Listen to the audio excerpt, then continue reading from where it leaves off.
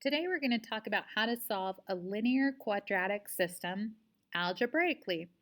We've already talked about how to graph these systems to find solutions, but today we're just going to focus on the equations and how to find solutions from those. So just a quick reminder, the solution to a system of equations includes the point or points, if there's more than one, where the two graphs meet. And since we're talking about linear quadratic systems, you're going to have one straight line for the linear portion, a parabola or sometimes a circle for the quadratic portion. And so we're going to have only three possible outcomes. There are systems where where those two graphs will meet at two separate distinct points, giving us two real solutions. Sometimes the linear function will be what we call tangent to the parabola, and they'll only meet at one single point, which gives us one real solution. Or it's possible they won't touch at all or intersect at all, giving us no real solutions. When solving a system of equations using graphing, which we did previously, that's great, but sometimes it's just not sufficient. And that's one of the reasons that what we're doing today is so important. Sometimes the points are not perfectly on the grid, so it's really hard to tell what the coordinates to the points, to those intersection points are. We might be dealing with some fractions or decimals, for instance. And sometimes the points where the graphs meet are too low or too high, for instance, to fit on the graph. So we might not have a graph that's big enough to have an x-axis that goes out to, say, 50 or 100. So we have to have another way to solve them besides graphing for these reasons. And one of the best ways to solve a system of this type is by substitution. When we solve a linear quadratic system, we're mainly going to be dealing with solving quadratic equations. And you can use any of the methods that we've learned in the past to solve that quadratic equation. You can use factoring, completing a square, or quadratic formula. Whichever one of those works for you best is what you should use. Sometimes, of course, a quadratic equation won't factor, so the other two need to be used more often than not, but that's okay. But when we solve these using the quadratic formula, we were able to use the discriminant to know how many solutions there are. So I could already know if there was no real solution, one or two real solutions, before I even start.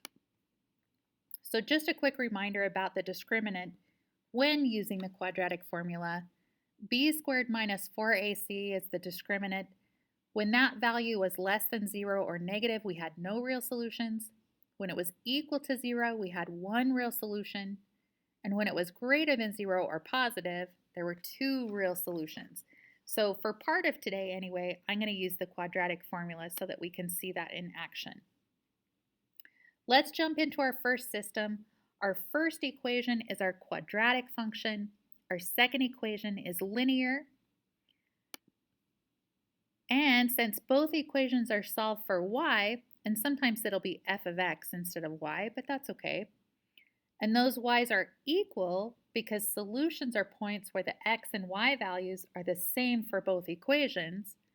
We're going to set the two equations equal to each other, and that's a form of using substitution. So we're going to take one of our equations. It doesn't really matter which one. In this case, I'm going to use the second one. I'm going to take what y is equal to, and I'm going to use that to replace the y in the first equation. And that's going to look like negative 3x plus 12 equals x squared minus 11x plus 28. I could have gone the other way and used the first equation to replace the y in the second equation. Either way is fine. But now I need to solve this particular function. And now I only have one variable I need to worry about. So first of all, I'm going to add or subtract to get all terms to one side. So in this case, I'm going to add the 3x and subtract the 12 from both sides. so that everything's equal to 0. And now I have a single quadratic function equal to 0 that now I can use factoring, completing the square, or quadratic formula on. For this first example, I'm going to use factoring. We've already gone over how to factor, so we're not going to go over that portion. I'm just going to show you what it looks like already factored. And now, since our factors are equal to 0, we set each factor equal to 0 and solve for x. Since our two factors are the same, it's going to give me the same solution from both factors, so I just need to go through it once. If x minus 4 is equal to 0, then x has to be equal to 4. Now, there's one more piece to this. We need to now take our x value and plug it back into one of my original equations to find the y coordinate. Right? Because what we're looking for is a point. I need both an x and y coordinate for each point. I'm going to choose to use that second equation because it looks a lot easier to use than my quadratic function. So if I take 4 and replace x with 4, this is going to be negative 3 times 4 plus 12, which gives me negative 12 plus 12, and that equals 0. That is my y value for my point. So when x was 4, y is 0. That means the point 4, 0 is the solution to this system. We can actually verify our equation or verify our solution by using, say, a graphing calculator or something like Desmos that's online to graph my two equations, and I can see that they definitely only intersect at one point, and that point is 4, 0. I can also check my solution algebraically by plugging 4 in for x and 0 in for y into my equation that I didn't use before. So remember how when I solved for y, I used the linear function? That means to check my answer, I'd want to use the quadratic function. And if I come out with a true statement, that means that I have my actual solution. Let's take a look at another system. Again, we have a quadratic function and a linear function. We're going to take what y is equal to and replace or use it to replace y in the other equation. We need our equation to equal 0, so in this case, I'm going to subtract x and add 1 from both sides.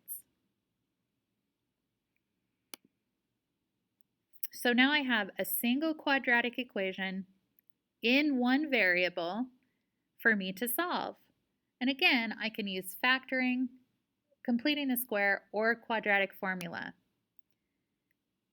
This time, I'm going to use quadratic formula. Since we've already gone over how to use quadratic formula, I'm not going to go over a lot of the different steps, but plugging my a, b, and c values into the quadratic formula and simplifying, when I get down to the very, very end, notice that the discriminant is positive, so I know I'm going to have two real solutions this time. And I'm going to continue to simplify. Negative 12 plus 4, all divided by 4, and negative 12 minus 4, all divided by 4, gives me negative 2 and negative 4 for my x values. Those are the x values for the two real solutions. Now we're going to take those two x values, substitute them back into my equation to either equation one at a time to get the y values. I'm going to choose to use the linear function since that's a little easier. When x is equal to negative 2, y is equal to negative 3. So negative 2, negative 3 is one of my two solutions. When I do the same thing for negative 4, I get y is equal to negative 5. So when x is -4, y is -5, so -4, -5 is my other second solution. My two solutions are those 2 points. We can verify it either by graphing or plugging each x and y value into an equation one at a time, right, to make sure that each equation is true. Let's take a look at a third system. We're going to do the same thing. We're going to take what one equation is equal to, or what y is equal to, and replace it in the first equation, or, vice versa. You could have put 7x squared minus 25x minus 12 down here, and it would have been just fine. I'm going to make my equation equal to 0.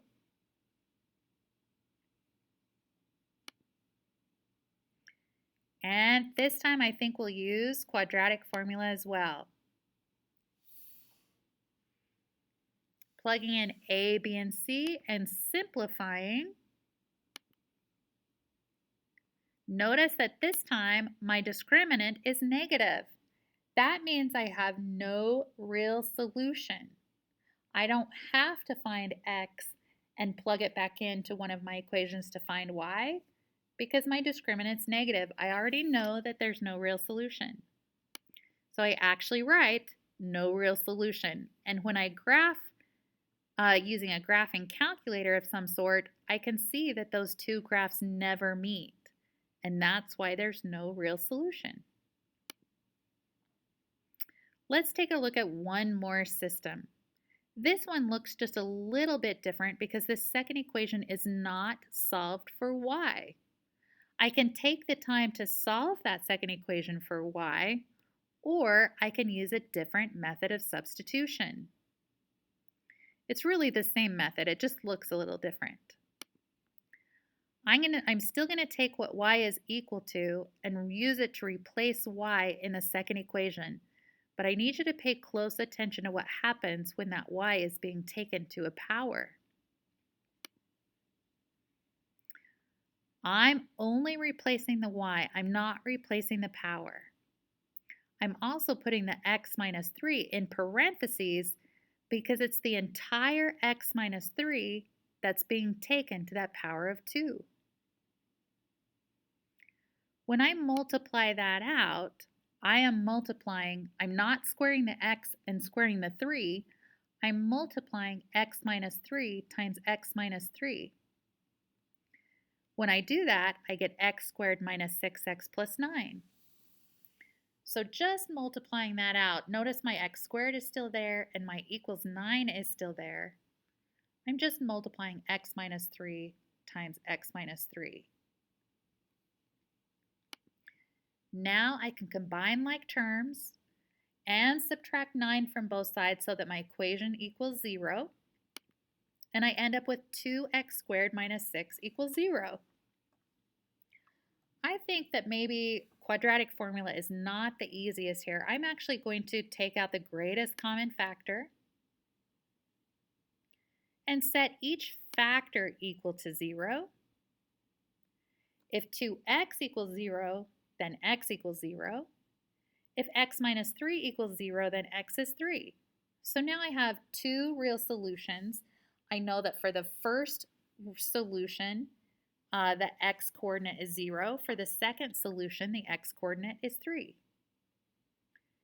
Now I'm going to take each one of those x values, probably still use that linear equation to solve for y. When I substitute 0 in for x, I get y equals negative 3. Again, I'm just using that very first equation and replacing the x with 0. So 0, negative 3 is my first solution. When I do the same thing for x equals 3, I get a solution of 3, 0. So my two real solutions are 0, negative 3, and 3, 0. And again, we can verify it either by graphing or algebraically by plugging those 2 points into one of my equations. All right, that about wraps it up. We'll discuss this more in class, and I will see you next time.